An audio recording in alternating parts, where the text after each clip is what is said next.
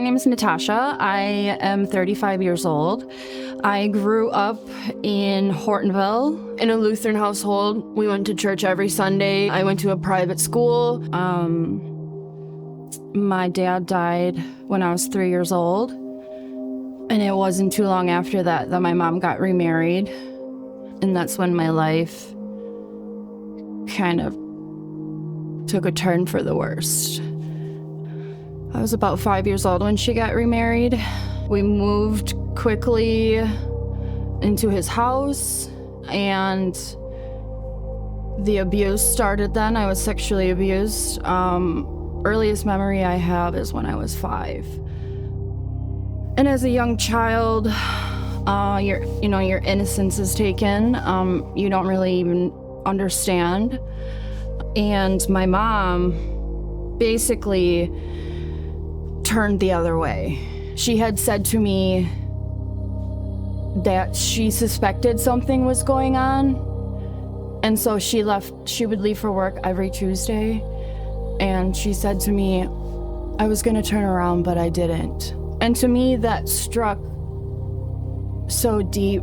She just turned the other way and didn't care. So this went on throughout my whole childhood, all the way up teenage years. High school started, it got doubled, it got worse. I started dabbling with drugs to sort of numb the pain.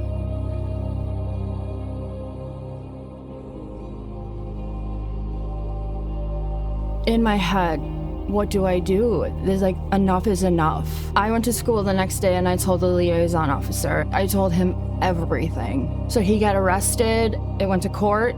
In court, it was me on one side and my mom and him on the other side. My mom continued to choose him over and over again. She would say things like, you took my husband away from me and you broke up my marriage. After all the court stuff, I ran away. I was 16 years old and I ran away. And I never looked back. I never ever cared if I seen them ever again.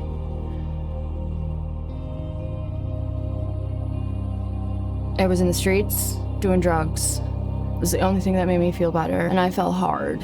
I was then introduced to hard drugs, such as heroin.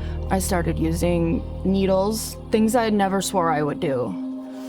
We were going to Milwaukee every other day just so that we weren't sick. We had met a fellow down there, and he convinced me to stay down there. He would take care of me as long as, and I wouldn't be sick. So he posted me up in the nicest hotels, made sure I wasn't dope sick, made sure I had the nicest clothes, but I had to do something for him. That always came with a price. And then I came back up to this area.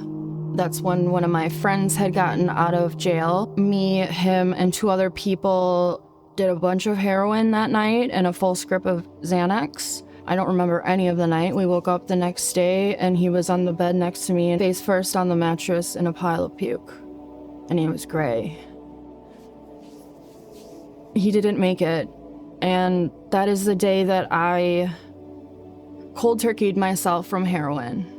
That only lasted about 6 months before I was introduced to meth.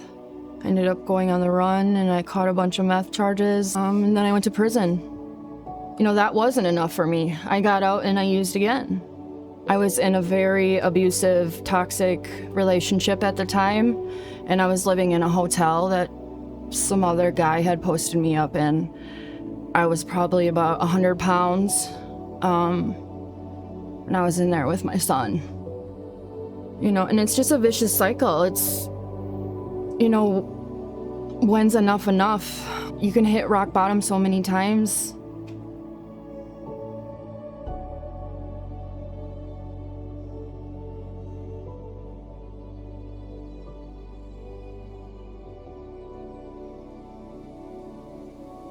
Given my trauma, I was like, how could God do this to me? I didn't believe there was a God for some time. If there was a God, why would he put me through this turmoil? I just didn't understand it. Because it was storm after storm after storm. And I just held on to this trauma and stuffed it for so long, and it did so much damage.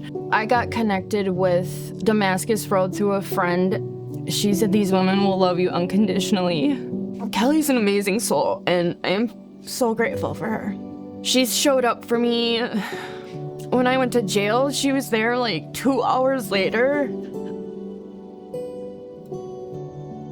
These ladies have made such a huge impact on my life, and I will forever be grateful. They inspire me to believe in myself even on the days I don't feel that I can. They give me hope to face challenges with faith and strength. They show up for me during times of distress when nobody else does. They advocate for me. They provide me guidance, support, and encouragement. They truly care and are my family. I wouldn't be where I am today without them in my corner. Thank you, ladies, and I love you all.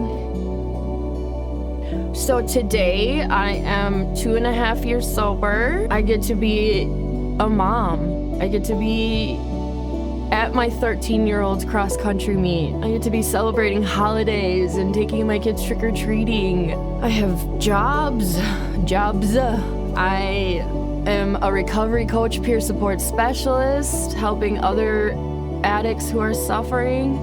I had a bit of a spiritual awakening, and I am redeemed. I am so grateful that I have God by my side. You know, it took me a while to realize that I had to go through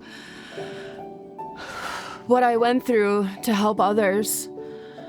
You know, it feels like you are stuck on the dark side and you will be there forever, but there is a light.